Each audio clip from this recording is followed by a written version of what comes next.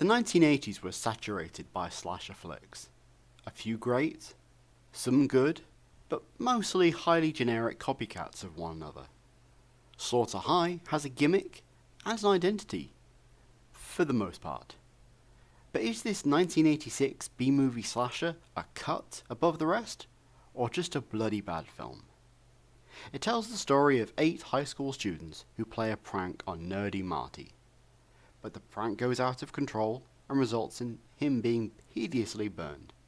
Years later, the students are invited to a reunion only to find the building empty. As they begin to get picked off one by one, the question is asked, who will make it out alive? The first thing that struck me was the casting. Now, sure, we're used to seeing high school students played by those in the 20s, but this is ridiculous.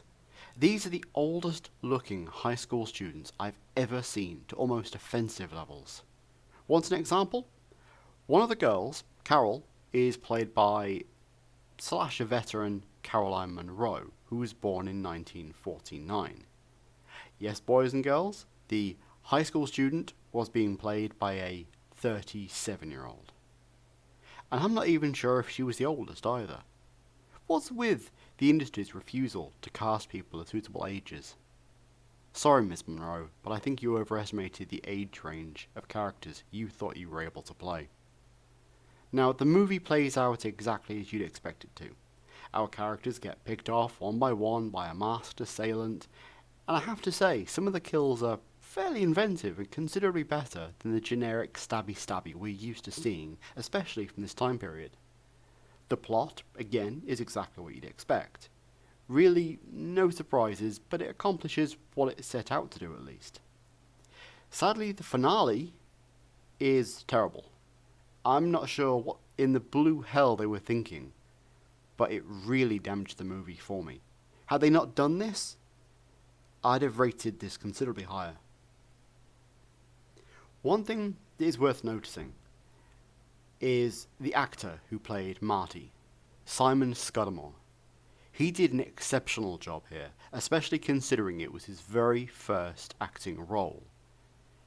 Sadly, it was also his very last acting role, as shortly after the movie was released, he committed suicide at the age of 28.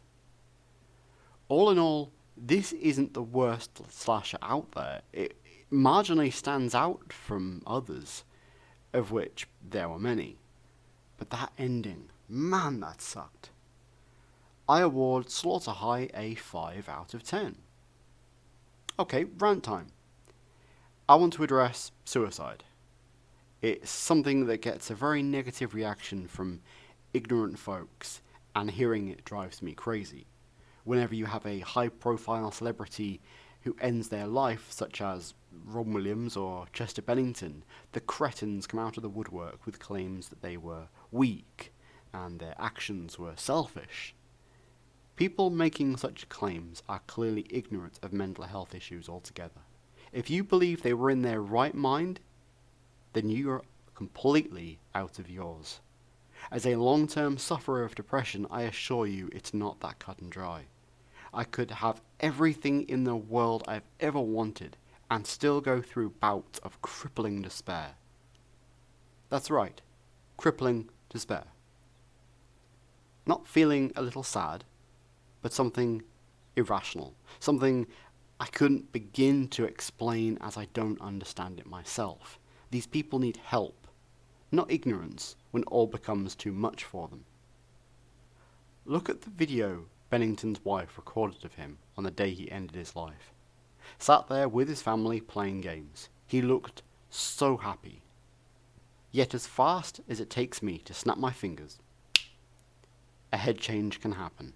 And in many instances, I came out of a fog questioning what I'd done and why. At least I had that chance. Some people aren't that lucky. If you don't understand, kindly educate yourselves. So what did you think of Slaughter High? Are you a slasher fan? If so, what's your favourite? Tell me in the comments below, and as always, please like and subscribe if you haven't already. Later, folks.